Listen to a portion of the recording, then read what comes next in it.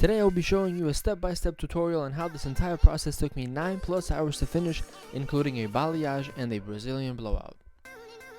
So if you want to see how she went from this to this, stick around.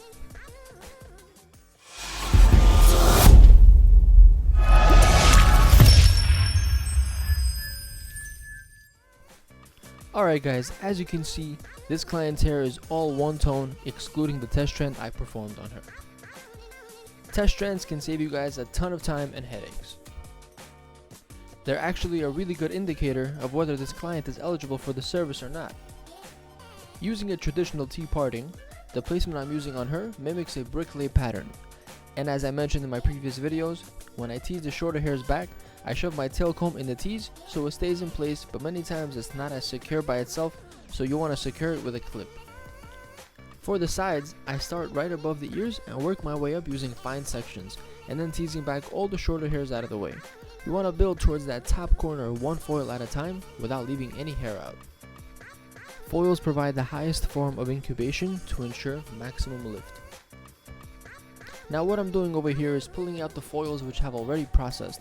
I use my index and middle finger to remove all the product starting from the roots and pulling it all the way down to the ends. Some stylists use their hands and some others like to use some towels. This is just my preferred method. If your method works for you and your client, do your thing. We are not trying to reach the highest level of lift, maybe about a level 8 or 9 max. Notice how a lot of the foils are still in. You don't want to rinse out all the foils at the same time because each section needs to process equally. If you start from the nape area, that'll be the first to process. If you start from the money piece in the front, that would be the first to process. Just don't forget what order you applied them in. For the heat lamp, I use a gentle medium heat and set it for 10 minutes at a time. Every 10 minutes you want to check the longest processing foil to determine if they've reached your desired level. If not, turn the heat lamp back on and check it again in another 10 minutes. I repeated the process until all the foils are out. We finally lifted all the foils evenly, and now we're preparing for the process of the Brazilian Blowout smoothing treatment. We applied 2 clarifying shampoos to remove the excess oils or residue from her scalp and her hair, especially since we just bleached a huge amount of it. After you clarify the hair, especially when you don't condition the hair after, it feels very brittle, but that's what you'll need the hair to feel like in order for the Brazilian Blowout to properly work. When brushing out your client's hair, you need to be mindful of your client's pain tolerance as well as the strength of her hair. After you apply the product, it needs to be rough dried, meaning you won't be using a brush but only your hands and a blow dryer.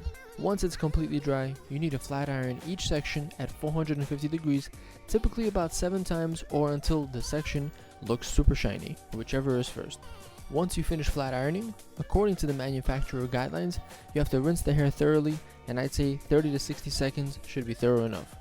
In case you were wondering when I would start the toning process, this would be the time.